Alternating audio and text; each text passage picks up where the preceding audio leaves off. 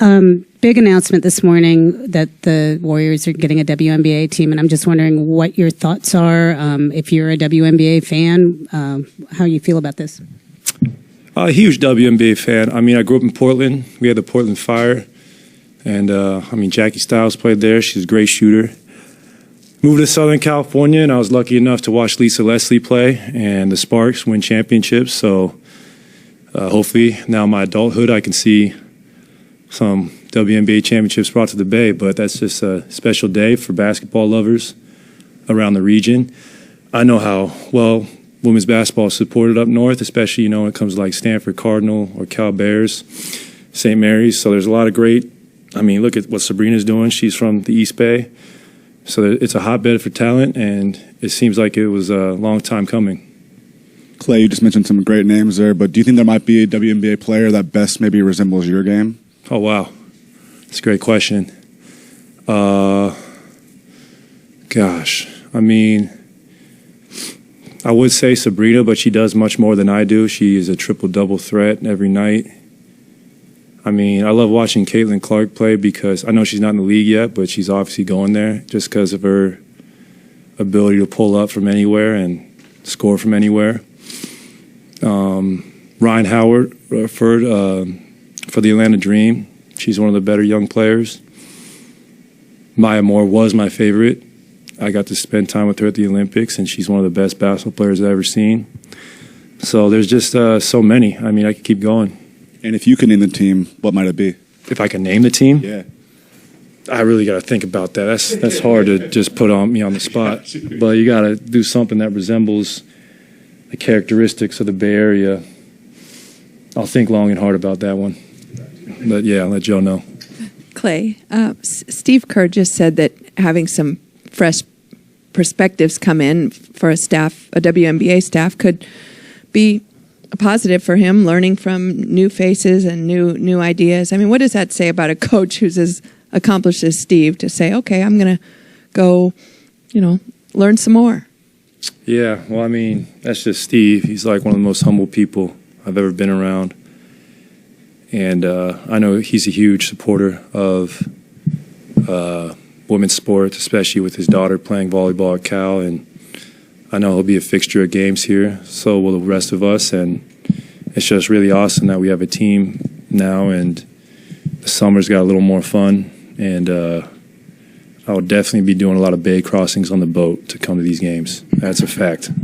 With all that Oakland has gone through, losing the Raiders and it looks like the A's, and even with your team's move across the Bay, that this group is going to practice at your sparkling practice facility over there. That's still quite a gem. It is a gem. I was there last night, and I had a great time. Did you use the 360 technology? Or? No. Okay. Sometimes I do, but I'll just go back there. I was there with Zaza and his children, and we just so many great memories, obviously, in Oakland, and still go to Oakland all the time. I know it hurts losing 3 sports franchises, but we've built memories that will last forever, especially in the East Bay. So have the A's and so have the Raiders. But it's really cool that the future team will be there, obviously. It will help a lot. Do you imagine that'll do a lot for the fan bases, maybe of not just the WNBA team, but all those teams? I think so. And I think it will, women's basketball is so strong in the Bay right now. Oakland High won back-to-back state championships. That's incredibly hard to do. So I got to spend time with those young women, and they were just incredibly impressive people and great students. And hopefully with the WNBA team, it encourages more participation at the youth level. And obviously the viewership will go up here in Northern California, and with our support, it's going to be a great thing. Mm-hmm. Klay, one just quick non-WNBA question. Steve was up here recently talking about, with Draymond being out, Chris starting this first preseason game, that he envisioned you guarding 4s a lot more this season. Just kind of want to ask about your comfortability defending in the post and how you envision your defensive role as well.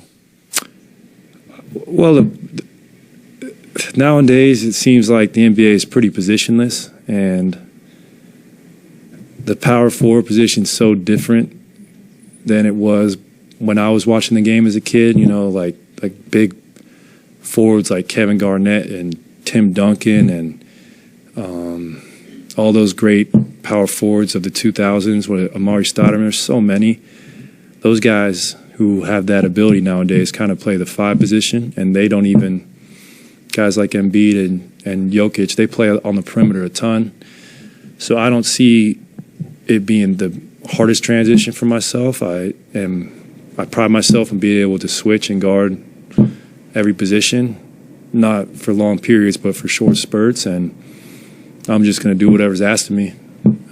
We have such a cerebral, talented team.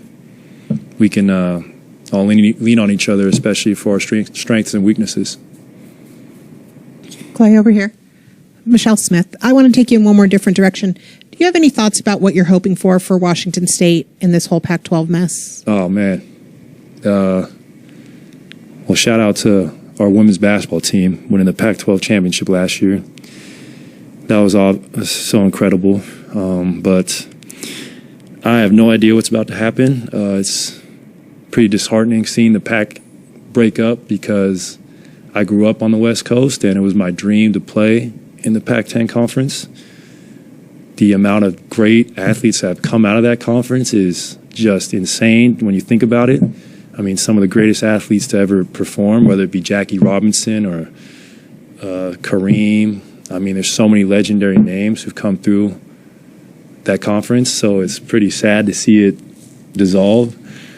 I know the Cougs will be supported wherever they go, but I have no idea what's in store for the future. I mean, I'm constantly in communication with Pat Chun, and I just try to be the best supporting alumni I can. Do you want to see him stay in Power 5?